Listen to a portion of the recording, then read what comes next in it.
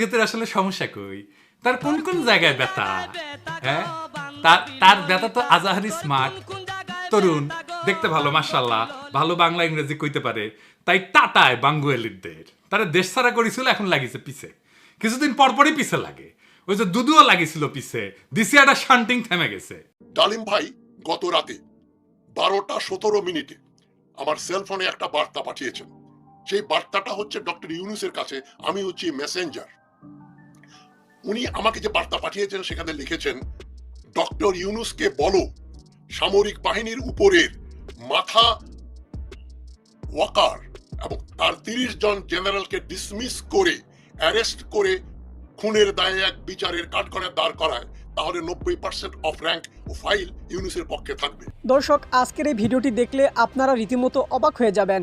আপনারা জানেন ইতিমধ্যে আওয়ামী লীগ সরকারের পতন হয়েছে, এখন ক্ষমতায় আছেন অন্তর্বর্তী সরকার ডক্টর মোহাম্মদ ইউনুস। অন্তর্বর্তী সরকারের মাননীয় উপদেষ্টা ডক্টর মোহাম্মদ ইউনুস থাকাকালীন দেশে কি কি ঘটনা ঘটে যাচ্ছে তা আপনাদের প্রমাণ সহকারে দেখাবো। দর্শক, কথা আর বাড়াবো না, ভিডিওতে চলে যাব। তার আগে আপনাদের কাছে ছোট্ট একটি অনুরোধ, আপনি যদি আমাদের চ্যানেলে নতুন দর্শক হয়ে থাকেন তাহলে অবশ্যই চ্যানেলটি সাবস্ক্রাইব করে পাশে থাকা বেল আইকনটি বাজিয়ে দিতে ভুলবেন না। যারা অলরেডি আমার চ্যানেলটি সাবস্ক্রাইব করেছেন তাদেরকে জানাই অসংখ্য ধন্যবাদ। চলুন ভিডিওটি শুরু করা যাক।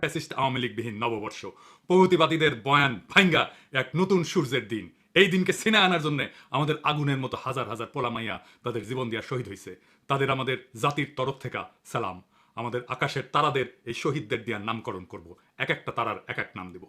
এই শুভ দিনে কাউরে বাম্বু দেওয়া ঠিক না, আর গান্ডুদেরকে বাম্বু দেওয়া কোনো মজা নাই, তাও বাম্বু দিতেই হয়। তো এই শুভ দিনে এনা বাম্বু দিয়াই শুরু করি। আসেন, আল্লাহর নামে বাম্বু চলমান হোক।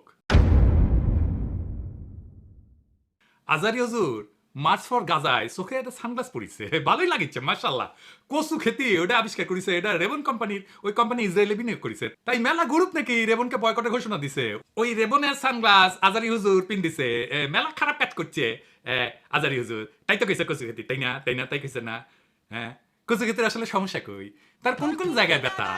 হ্যাঁ, তার ব্যথা তো আজাহারি স্মার্ট, তরুণ, দেখতে ভালো, মাশাআল্লাহ, ভালো বাংলা ইংরেজি কইতে পারে, তাই টাটায় বাঙ্গুয়ালিদের তারা দেশ ছাড়া করেছিল, এখন লাগিছে পিছে, কিছুদিন পরপরই পিছে লাগে।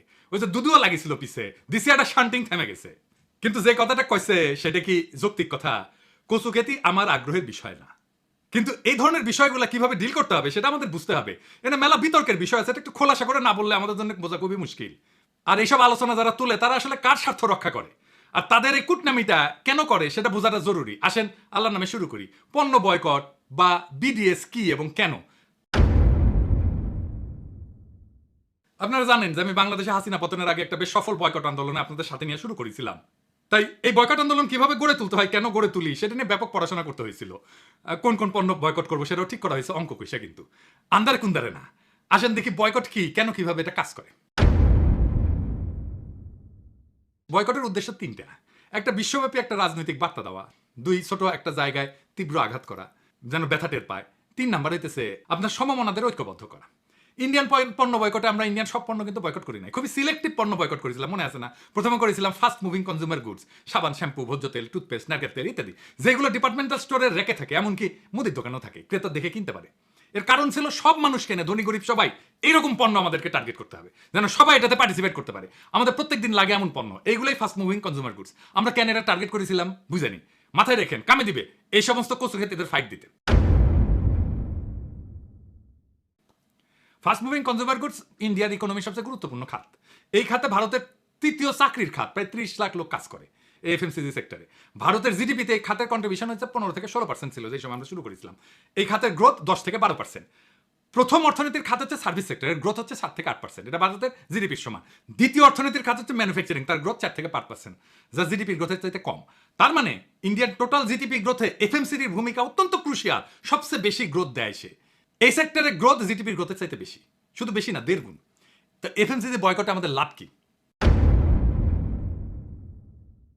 একমাত্র এফএমসিজি বয়কটে ব্যাপক মানুষের সম্পৃক্ত করা যায়, এটা লাগে, প্রত্যেকদিন কিনতে হয় নিয়মিত। 2 নাম্বার হইতেছে পণ্য চিহ্নিত করা সহজ, কারণ সেটা সেলফে থাকে।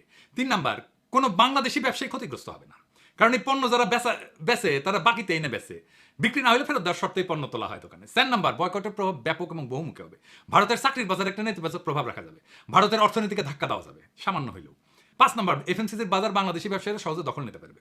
হয়েছিল কিন্তু, দেখছিলেন না আমাদের দেশি পণ্যের বেচা বিক্রি বেড়ে গেছিল, দেশীয় শিল্প কর্মসংস্থান উৎসাহিত হবে। 6 নম্বর, বয়কটের ফল দৃশ্যমান করা যাবে, যেমন শেলফে অবিকৃত পণ্য, দোকান থেকে পণ্য ফেরত দেওয়া, পণ্য বেচার মরিয়া চেষ্টা, অফার, ডিসকাউন্ট, এগুলো দৃশ্যমান হবে, মানুষ তার বয়কটের প্রভাবকে কানেক্ট করতে পারবে। এই জন্য ইন্ডিয়ানরা আমাদের এসে বলতো ওই সময়, এটা বয়কট করো, ওইটা বয়কট করো, রেলের বডি বয়কট করো, ইন্ডিয়ান বাস বয়কট করো, ট্রাক বয়কট করো, ইলেকট্রিসিটি বয়কট করো, ইন্ডিয়ান ইলেকট্রিসিটি। মানে ভাবখানা এমন, আমরা সবাই সকাল সন্ধ্যা ইন্ডিয়ান বাস ট্রাক কিনি, বা ইন্ডিয়ান ট্রেল আমি আমার ডিপার্টমেন্টাল স্টোর থেকে কিনে আনিছি। যাই হোক, এই অমুকটা কেন বয়কট করলো না, অমুকটা কেন বয়কট করলো না, এগুলো যারা বলে এরা হইতেছে যারা ক্ষতিগ্রস্ত হচ্ছে তাদের লোক। আমরা দেখবো যে রেবন কোম্পানি আসলে বয়কটের লিস্টে আছে কিনা, এবং এই ইন্ডিয়ানরা যে অ্যাটিটিউড করেছে কুসু ক্ষতি একই অ্যাটিটিউড করেছে, কারণ ওর লাগিছে। ওই তো ইসরায়েলি পত্রিকায় লেখে, তো নিজে লেখে, হারেজ বলে পত্রিকাতে লেখে ওই, হ্যাঁ ইসরায়েলের পত্রিকা, ওটার সমস্যা নাই। রেবান এটা ইসরায়েলি কিনা কোম্পানি কিনা সেটা ঠিকই নাই, এটা বয়কটের লিস্টে আছে কিনা সেটা ঠিকই নাই, তাও ওই লাগিছে। তো রেবান কোম্পানি কি ইসরায়েলি কোম্পানি? না, রেবান কোম্পানি কোনো ইসরায়েলি কোম্পানি না। রেবান এটা প্রতিষ্ঠিত হয় 1937 সালে আমেরিকায়, নিউ ইয়র্কের রচেস্টার শহরে বাউশ অ্যান্ড লম্ব এই নামে একটা আমেরিকান কোম্পানি এটা প্রতিষ্ঠা করে। এই ব্র্যান্ডটা মূলত আমেরিকান বিমান বাহিনীর পাইলটদের জন্য তৈরি, অ্যাভিয়েটার বলে, অ্যাভিয়েটার সানগ্লাস, খুবই জনপ্রিয়তা পায়, জিয়া পড়তো, বাইডেন পড়তো। 1999 সালে বাউশ অ্যান্ড লম্ব রেবান বিক্রি করে দেয় ইতালির লাক্সোটিকা গ্রুপকে, এসসিলর লাক্সোটিকা কোম্পানি। এটা একটা Franco Italian multinational company, head office হচ্ছে ইতালির মিলান শহরে। তাই আপনি যদি কোন দেশের কোম্পানি এটা বলতেছেন, তাহলে রেবনকে ইতালিয়ান কোম্পানি হিসেবে বিবেচনা করতে হবে, এবং মালিক এসসিলর লাক্সোটিকা। রেবন সানগ্লাস কই তৈরি হয়? মূলত ইতালি এবং চীনে তৈরি হয়। তার মানে রেবনের উৎপত্তি আমেরিকা হইলেও এখন এটা ফ্রেঞ্চ ইতালিয়ান কোম্পানি মালিকানা দেয়, এর সাথে ইসরায়েলের কোনো সম্পর্ক নাই। তাহলে কচু খেতি বিনিয়োগের কথা কেন আনলো? কারণ হচ্ছে নুয়ান্স হেয়ারিং বলে একটা কোম্পানি ছিল, ইসরায়েলি স্টার্ট আপ কোম্পানি, মানে যেগুলো শুরু করে কিন্তু বড় হইতে পারে না, ছোট কোম্পানি হিসেবে শুরু করে, কিন্তু তাদের টেকনোলজি ভালো, প্রোডাক্টও ভালো, কিন্তু তারা এত ছোট কোম্পানি যে বড় স্কেলে যাইতে পারে না, এগুলোকে বলে স্টার্ট আপ। পরে এটা বড় কোম্পানির কাছে বিক্রি করে দেয় আর কি, এভাবেই চলে আর কি। ওরা এই যে হিয়ারিং এর টেকনোলজি নিয়ে কাজ করে, মানে যারা কানে কম শোনে, তারা কানের যন্ত্র লাগে না, সেটা নিয়ে কাজ করে। এই কোম্পানিকে 2022 সালে অধিগ্রহণ করে, মানে কিনে নেয় এসিলর লাক্সোটিকা, যারা রেবন ব্র্যান্ডের মালিক। তো ইসরায়েল স্টার্ট আপগুলো সারা দুনিয়ার জন্য আকর্ষণীয়। কেন এটা একটু বুঝে নিই, এটাও একটা ইন্টারেস্টিং জিনিস। তাহলে বিশ্ব বাণিজ্যের আমরা একটা বড় বিষয় নিয়ে জানতে পারবো। ইসরায়েলি স্টার্ট আপগুলোর এত চাহিদার পেছনে কিছু নির্দিষ্ট কারণ আছে, যা তাদের বিশ্বব্যাপী প্রযুক্তি বাজারে একটা শক্তিশালী অবস্থানে নিয়ে আসছে। এর কারণ হচ্ছে উন্নত প্রযুক্তি এবং উদ্ভাবন ক্ষমতা। ইসরায়েলকে অনেক সময় বলা হয় স্টার্ট আপ নেশন, কারণ তারা কৃত্রিম বুদ্ধিমত্তা, সাইবার নিরাপত্তা, মেডিকেল টেকনোলজি, এগ্রোটেক এবং মিলিটারি টেকনোলজিতে দারুণ উন্নত। অনেক উদ্ভাবন প্রথম শুরু হয় ইসরায়েলি সেনাবাহিনীর গোয়েন্দা ইউনিট, বিশেষ করে ইউনিট 8200, এইটা থেকে অনেক দক্ষ প্রকৌশলী এবং উদ্যোক্তা বেড়ায় আসে, যারা পরে উচ্চমানের প্রযুক্তি স্টার্ট আপ গড়ে তোলে ইসরায়েলে। এবং ইসরায়েলে বিনিয়োগ বান্ধব পরিবেশ আছে। ইসরায়েলের রিসার্চ অ্যান্ড ডেভেলপমেন্ট বড় অঙ্কে সরকারি বিনিয়োগ পায়, পাশাপাশি বিদেশি বিনিয়োগকারীরাও ইসরায়েলি প্রযুক্তিতে আগ্রহী হয়। এতে করে স্টার্ট আপ দ্রুত বৃদ্ধি পায়। ইসরায়েলের আভ্যন্তরীণ বাজার ছোট হয়, তারা শুরু থেকেই আন্তর্জাতিক বাজারকে টার্গেট করে পণ্য তৈরি করে, ফলে আন্তর্জাতিক কোম্পানিগুলোর কাছে এই সমস্ত প্রযুক্তি অত্যন্ত আকর্ষণীয় মনে হয়। এই একই সুবিধা পাইছিল সুইস ফার্মা কোম্পানিগুলো সুইজারল্যান্ডে। নিজেদের বাজার এত ছোট যে সার্ভাইভ করার জন্য তাদের গ্লোবাল হয়ে উঠতে হয়েছিল। ছোট একটা দেশ, কিন্তু দেখেন কত বড় বড় ফার্মা কোম্পানি এই দেশের, নোভার্টিস, রস, ভাইফর, খুব বড় কোম্পানি। কিন্তু কচুকের জাল যে ওর অফিস ছিল জেরুজালেমে, কয়েক মাস আগেও তো বন্ধ করে দিছে। তো জেরুজালেমে অফিস ছিল কি জন্য? ওই আল জাজিরা ছেড়ে দিবে, ওইখানে তো তাহলে বিনিয়োগ করছে আল জাজিরা, তাই না? ইসরায়েলে বিনিয়োগ করছে না, একটা অফিস করা মানে তো বিনিয়োগ করা। ওইখানে লোকদের বেতন দিতে হয়েছে না, টাকা দিতে হয়েছে না, বাসা ভাড়া করতে হয়েছে না, ওখানে পণ্য কিনতে হয়েছে না, ওখানে লোকজন ওখানে কেনে না, ওদের আল জাজিরা যারা কাজ করে তারা ইসরায়েলের মার্কেট থেকে পণ্য কেনে না, টাকাটা কার পকেটে যায়? ইসরায়েলের পকেটই তো যায়। একটা ইসরায়েলি স্টার্ট আপকে কিনে নেওয়ার জন্য যদি রেবনের সানগ্লাস পরা না যায়, তাহলে Google, Intel, Microsoft, Facebook, WhatsApp কিছুই তো ইউজ করা উচিত না, কারণ এরা একবার না বহুবার ইসরায়েলি কোম্পানি কিনছে। ছোট একটা উদাহরণ দিই, সার্ভিস ফ্রেন্ড এই নামে ইসরায়েল কোম্পানিকে ফেসবুক 2019 সালে কিনে নেয়। সার্ভিস ফ্রেন্ড হচ্ছে একটা এআই ভিত্তিক স্টার্ট আপ, যারা চ্যাটবট এবং ভার্চুয়াল অ্যাসিস্ট্যান্ট প্রযুক্তিতে বিশেষজ্ঞ। ফেসবুক এই কোম্পানিতে হোয়াটসঅ্যাপ বিজনেসের সাথে কানেক্ট করে এবং মেসেঞ্জারের সাথে, আপনি মেসেঞ্জারে যে মেসেজটা দেন ওইটা এই কোম্পানির টেকনোলজি ইউজ করে তৈরি করা। হোয়াটসঅ্যাপে যে মেসেজটা দেন অটোমেটেড রেসপন্স হয় যেটা, সেটাও এই কোম্পানির টেকনোলজি ইউজ করে, সার্ভিস ফ্রেন্ডের টেকনোলজি ইউজ করে। তো তাইলে গুগল ব্যবহার বন্ধ করে দিতে হয়, হোয়াটসঅ্যাপ ব্যবহার বন্ধ করে দিতে হয়, ফেসবুকের মেসেঞ্জার ব্যবহার বন্ধ করে দিতে হয়, তাই না? আর রেবন কোম্পানিকে বয়কটের কথা কে কইছে? বিডিএস, যেটা বয়কটের মুভমেন্ট, ফিলিস্তিনির সাপোর্টে যে বয়কট মুভমেন্ট, সেটার একটা ওয়েবসাইট আছে, আমরা একটু পরে দেখবো, ওইখানে এই কোম্পানির কোনো উল্লেখ নাই।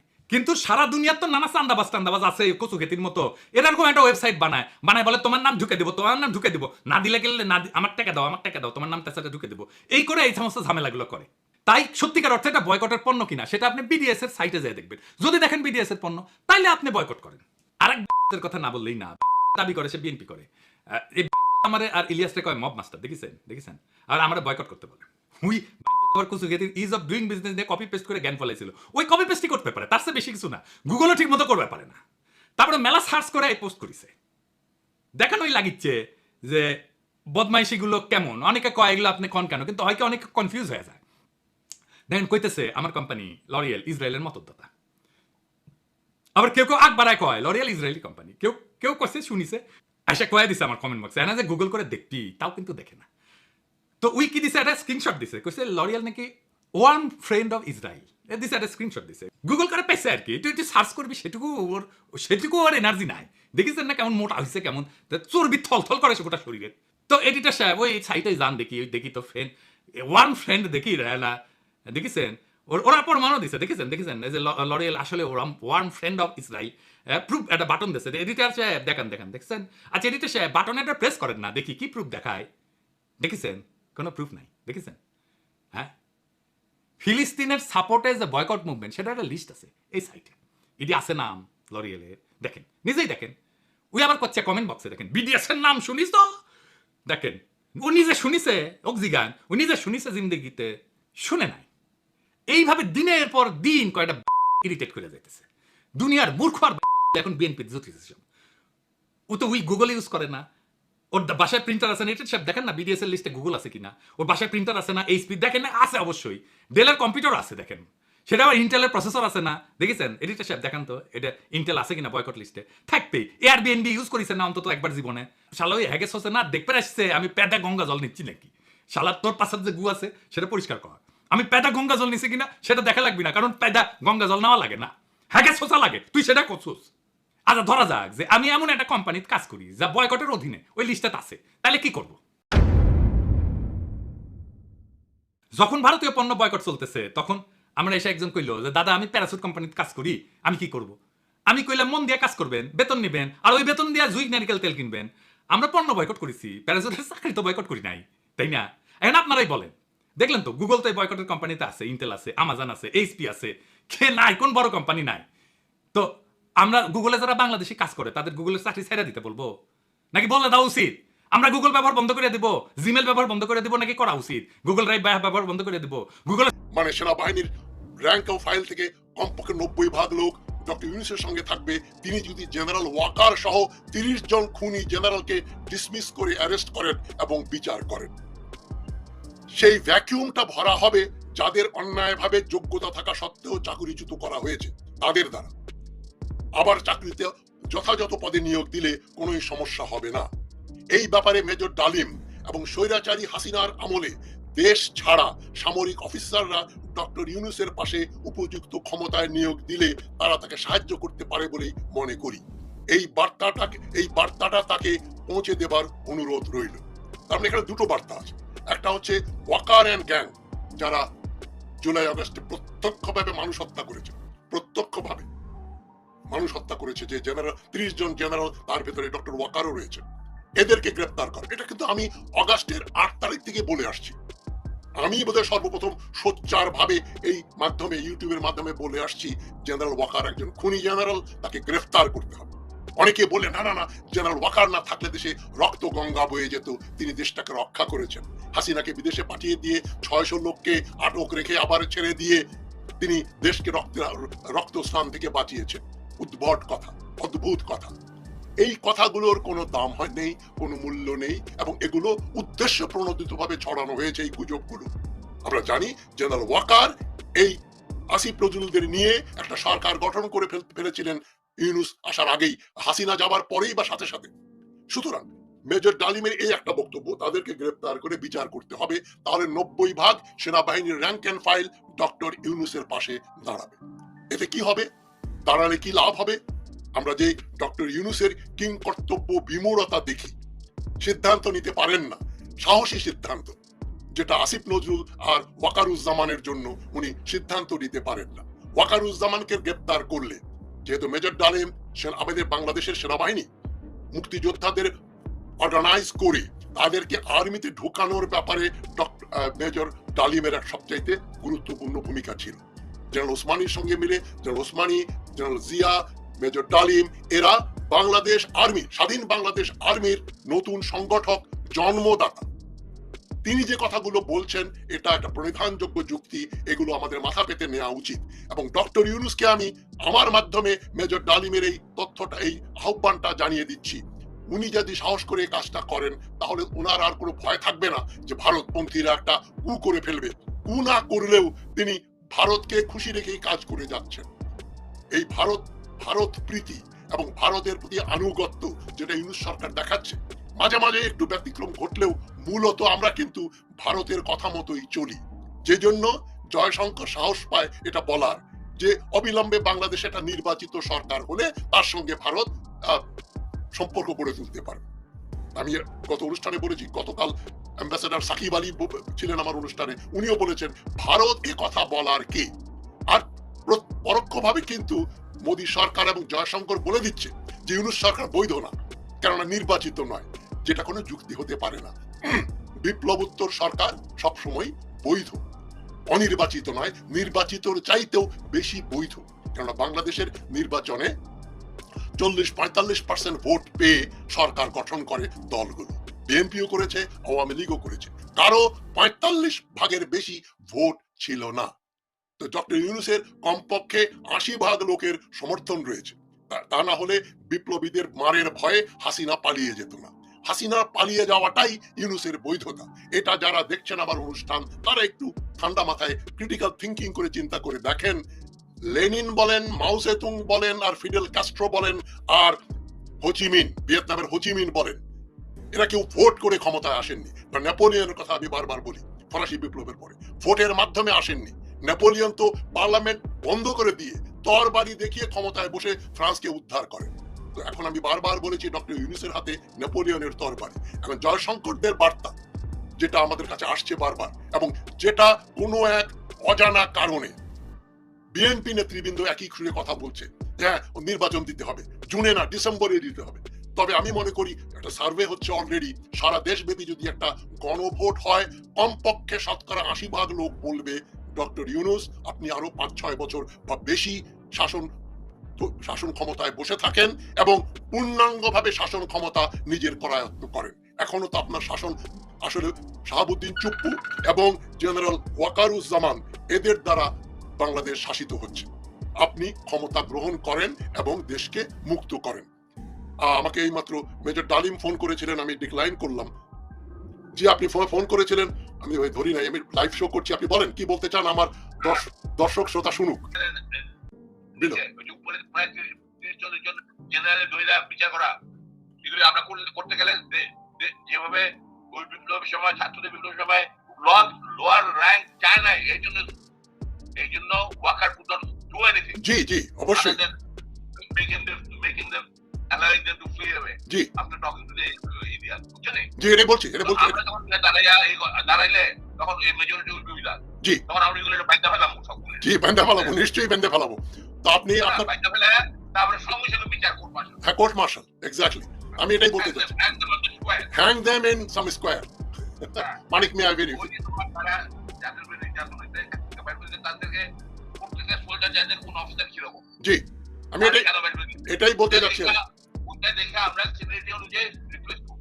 জি once you can break this cocoon G of the thugs and looterers and mafia, Yunus has no other worry. BNP failed political party will matter. জি ঠিক আছে, ঠিক আছে। This is how we'll take the control of the armed forces. G G G of course. উনি যেটা বললেন যে এই মুহূর্তে যেভাবে দেশ চলছে, ডক্টর ইউনূস চালাচ্ছেন, এর চাইতে ভালো অল্টারনেটিভ কিছু ছিল না। তিনি কিন্তু ডক্টর ইউনূসকে, যেমন আপনারা শুনলেন, আমাকে টেলিফোনে বললেন তিনি সমর্থন করেন বর্তমান পরিস্থিতিতে, তবে ডক্টর ইউনূসকে শক্ত হতে হবে। যে কথাটা আমি বলে আসছি এটা মেজর ডালিম মাত্র বললেন। তিনি একটু আশঙ্কা প্রকাশ করলেন যে আমি এবার প্রকাশ্যে বলে দিলাম কেন যে আমার সঙ্গে ওনার যোগাযোগ আছে, আমি বিপদে পড়তে পারি। এটা একটা বড় ভাই সুলভ স্নেহ করেন আমাকে, সেই জন্য বলেছেন, ওটা আমি পরোয়া করি না। তবে উনি দর্শক, সম্পূর্ণ ভিডিওটি দেখলেন, আশা করি বিষয়টি বুঝতে পেরেছেন। এই নিয়ে আপনার গুরুত্বপূর্ণ মন্তব্যটি অবশ্যই কমেন্ট বক্সে জানিয়ে দিবেন। ধন্যবাদ।